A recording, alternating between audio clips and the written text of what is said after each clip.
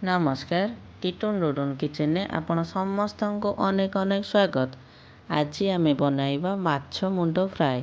ମାଛ ମୁଣ୍ଡ ଫ୍ରାଏ ଆପଣ ସମସ୍ତେ ବନେଇଥିବେ, କିନ୍ତୁ ଥରେ ମୋ ପରି ବନେଇ ଦେଖନ୍ତୁ, ଖାଇବାକୁ ବହୁତ ସୁଆଦିଆ ଲାଗିବ। ଯେମିତିକି ଦେଖିପାରୁଥିବେ ଏଠି ଫ୍ରାଏ କେତେ ପରଫେକ୍ଟ ବନିଛି। ଏହିପରି ପରଫେକ୍ଟ ମାଛ ମୁଣ୍ଡ ଫ୍ରାଏ ବନେଇବାକୁ ହେଲେ ମୋ ଭିଡ଼ିଓଟିକୁ ଫୁଲ୍ ୱାଚ୍ କରନ୍ତୁ। ଆଶା କରୁଛି ଆପଣଙ୍କୁ ଏହି ଭିଡ଼ିଓଟି ବହୁତ ପସନ୍ଦ ଆସିବ।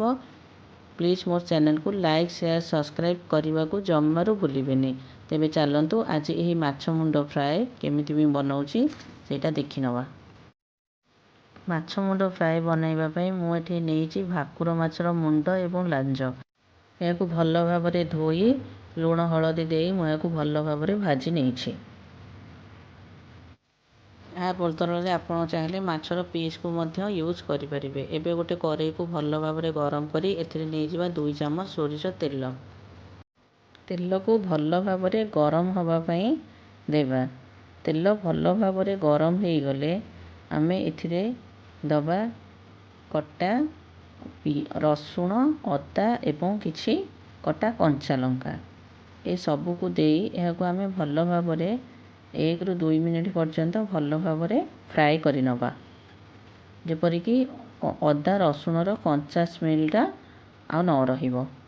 ଏହାକୁ ଭଲ ଭାବରେ ଭାଜିଦେଲା ପରେ ଆମେ ଏବେ ଏଥିରେ ମୁଁ ଗୋଟେ ମିଡ଼ିୟମ୍ ସାଇଜ୍ର ପିଆଜକୁ ଏହିପରି ସରୁ ସରୁ କରି କାଟି ନେଇଛି। ଆପଣ ଚାହିଁଲେ ଅଧିକ ପିଆଜ ମଧ୍ୟ ୟୁଜ୍ କରିପାରିବେ ଏବଂ ପିଆଜ ଏଥିରେ ଦେଇ ପିଆଜକୁ ମଧ୍ୟ ଭଲ ଭାବରେ ଭାଜି ନେବା।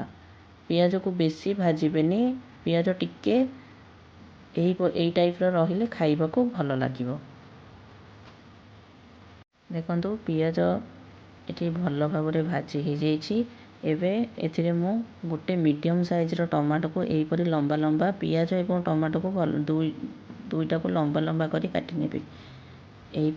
ଏହିପରି ଲମ୍ବା ଲମ୍ବା କରିନେଲେ ଏହା ଦେଖିବାକୁ ବହୁତ ସୁନ୍ଦର ଲାଗିଥାଏ। ଏବେ ଏଥିରେ ଆମେ ଦେଇଦେବା 1/2 ଚାମଚ ହଳଦୀ ଗୁଣ୍ଡ, 1/2 ଚାମଚ ଲୁଣ। ପିଆଜ ଟମାଟୋ ଏହାକୁ ଭଲ ଭାବରେ ଆଉ ଥରେ ଭାଜି ନେବା। ଏହାକୁ 1 ରୁ 2 ମିନିଟ୍ ପର୍ଯ୍ୟନ୍ତ ଭଲ ଭାବରେ ଭାଜି ନେବା। ଏବେ ପିଆଜ ଟମାଟୋ ଭଲ ଭାବରେ ଭାଜି ହୋଇଗଲେ ଏଥିରେ ରଖିଥିବା ଲାଞ୍ଜକୁ ମୁଁ ଏହିପରି ହାତରେ ଛଡ଼େଇ ନେଉଛି। ଏହା ମଝିରେ ଥିବା ଲମ୍ବା କଣ୍ଟାଟାକୁ ବାହାର କରିନେବା।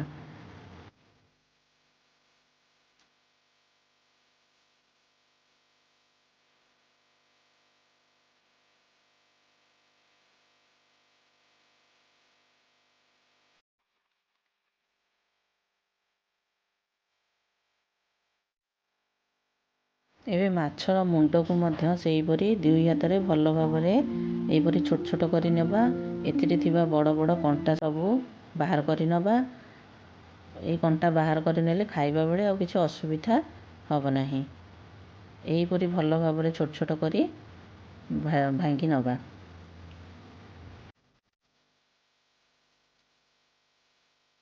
ଏବେ ଏହି ମାଛ ମୁଣ୍ଡ ଏବଂ ଲାଞ୍ଜକୁ ପିଆଜ ଟମାଟୋ ସହିତ ଭଲ ଭାବରେ ମିଶାଇକି 2 ମିନିଟ୍ ପର୍ଯ୍ୟନ୍ତ ଏହିପରି ମିଡ଼ିୟମ୍ ଫ୍ଲେମ୍ରେ ଆମେ ଭାଜିବା।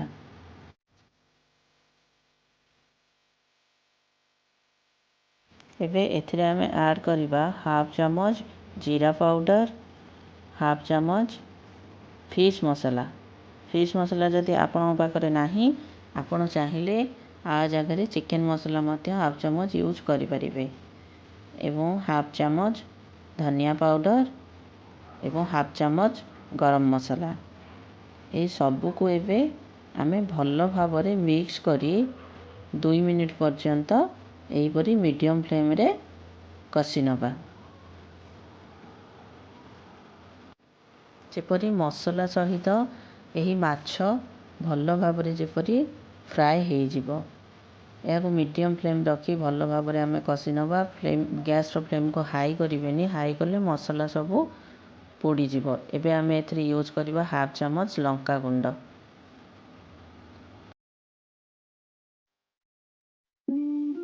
ସବୁକୁ ଭଲ ଭାବରେ ମିକ୍ସ କରି 2 ମିନିଟ୍ ପର୍ଯ୍ୟନ୍ତ ଏହିପରି लो टू मीडियम फ्लेम रे आमे कषिबा।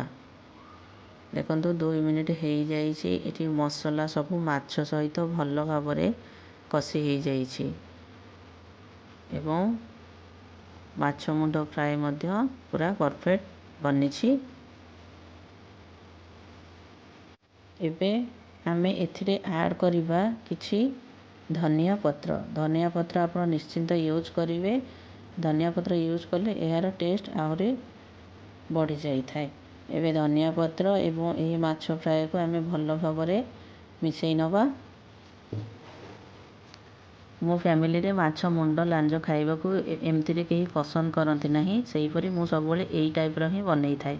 आपण माने निश्चिंत यहीपरि थरे मो स्टाइल रे माछ मुंड एवं लांज को फ्राए करंतु, निश्चिंत खाइबा को भल लागिबो।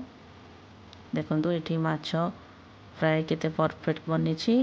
आपण एहा को भात सहित खाइले बहुत टेस्ट लासी जीवो। आशा करुछि आजिर एही वीडियो मोर आपन को बहुत पसंद आसीथिबो। प्लीज मो चैनल को लाइक शेयर सब्सक्राइब निश्चिंत करंतु। रहुछि आसीबी आउ गोटे नुआ वीडियो सहित। से पर्यंत रहिली। जय जगन्नाथ।